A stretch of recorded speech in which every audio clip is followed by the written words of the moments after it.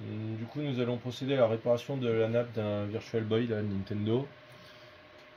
Du coup, certaines infos qu'on n'a pas eues au travers internet, mais bien pratiques quand même, c'était de mettre en place un scotch au niveau du connecteur au moment de le placer. Donc un scotch de type scotch comme ça qui résiste à des hautes températures qu'on utilise souvent pour packager des piles, des batteries rechargeables. Donc là on a mis un scotch juste derrière afin de bien placer la nappe avant de faire la soudure. Donc là, quand on regarde au microscope, grâce à ce scotch, on arrive aussi à être plus précis pour bien aligner la nappe avec les connecteurs sur le PCB. Du coup là, ce qu'on va faire, c'est qu'on n'a pas étamé la nappe, hein. Regardez, la nappe n'est pas étamée. On a étamé en dessous au niveau du PCB.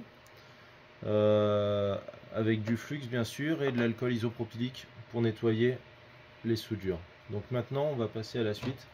On va mettre un peu de flux au niveau des connecteurs, donc sur le PCB, entre le PCB et la nappe. Voilà, donc ça sert à rien d'en mettre des kilos parce qu'après on voit plus rien quand on soude et ça va se liquéfier assez rapidement. Du coup, maintenant que le flux est en place, on va essayer de faire prendre certains points entre le connecteur et le PCB pour pas qu'il bouge. Et du coup, on va le tenir de telle sorte à ce qu'on aligne les pins ensemble. Du coup, ce que je vous conseille, c'est de viser le premier pin aligné et le dernier que vous pouvez voir avec votre microscope.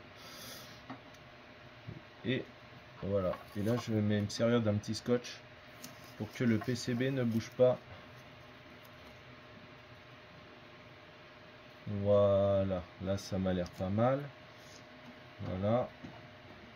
Et là du coup, je tiens la nappe et j'essaye de m'aligner donc à droite et à gauche.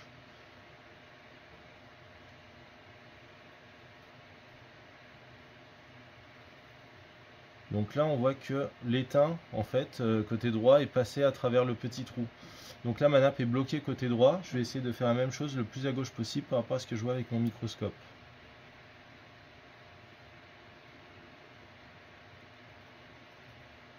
Voilà, donc là c'est passé, la nappe est bloquée.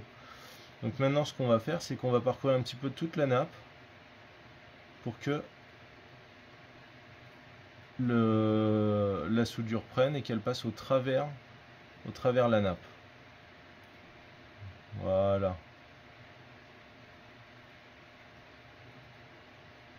Là, vous voyez en même temps le flux se dissout. Donc on est pas mal.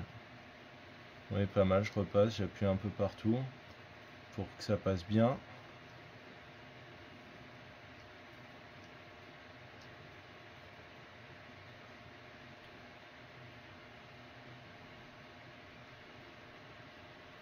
Voilà.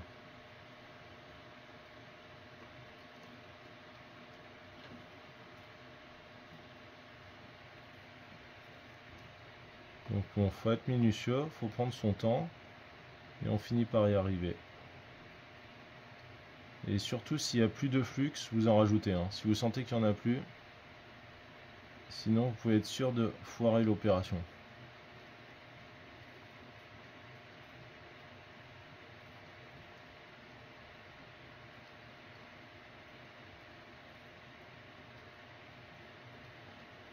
Voilà. Et maintenant, nous allons nous attaquer à la zone d'à côté qu'on ne voyait pas au début de l'opération.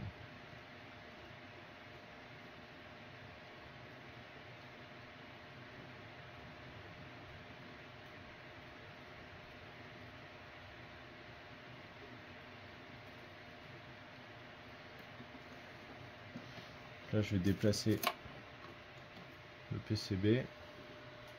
Voilà pour voir la fin de la nappe.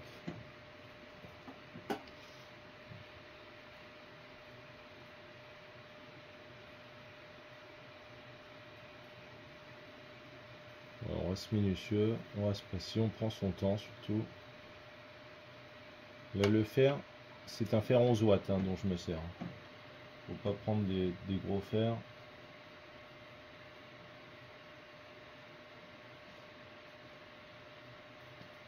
Voilà.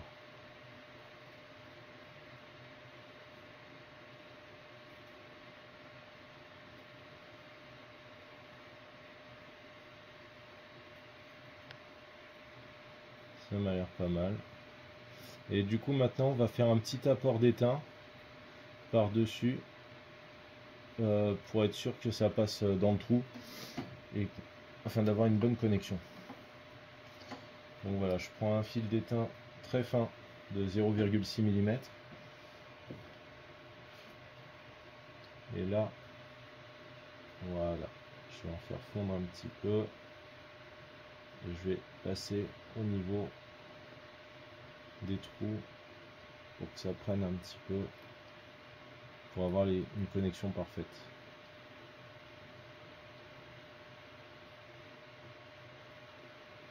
Voilà.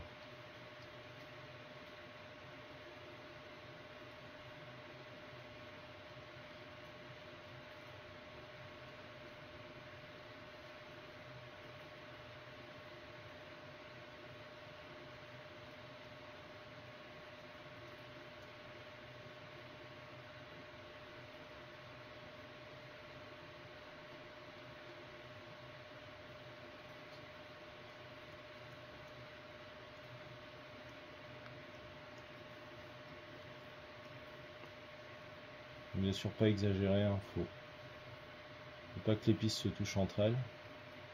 Et après il faudra vérifier toutes les connexions avec un multimètre.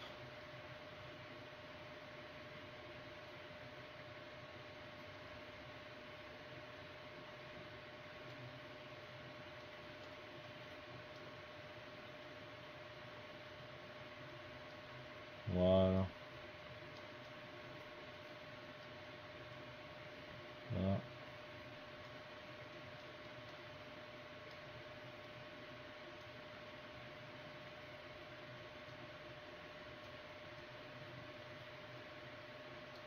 Voilà, ça a l'air pas mal ça.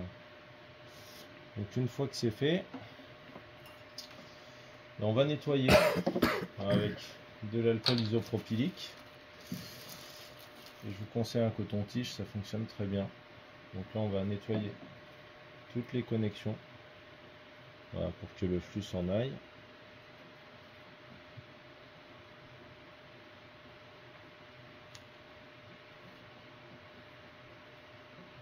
Ouais, le coton il change de couleur. C'est vraiment tout petit, hein. Si vous n'avez pas de microscope, laissez tomber.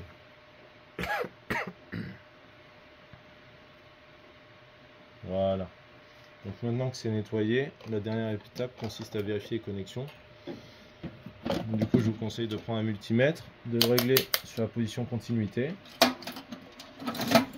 Et puis maintenant, on va les tester. On va en tester quelques-unes ensemble. Et vous, vous ferez la suite. Du coup, je vous conseille de commencer d'un côté. Et toujours vous testez la piste d'après.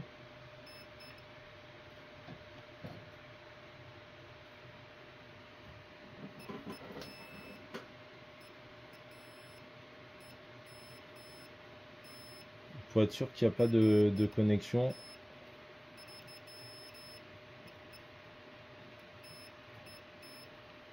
Et là par exemple,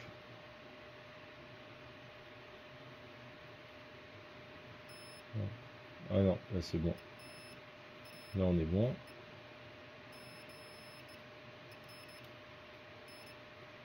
On est bon.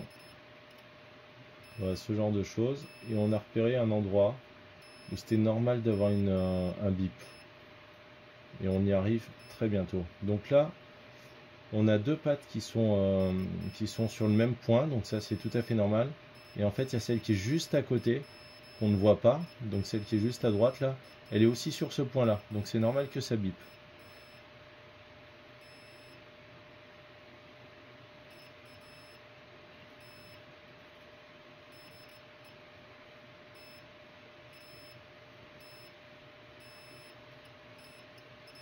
Là, pareil, on a deux.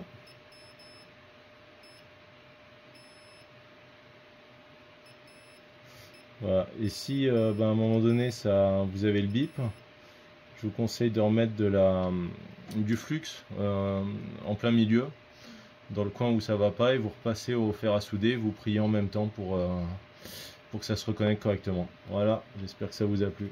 Bonne chance!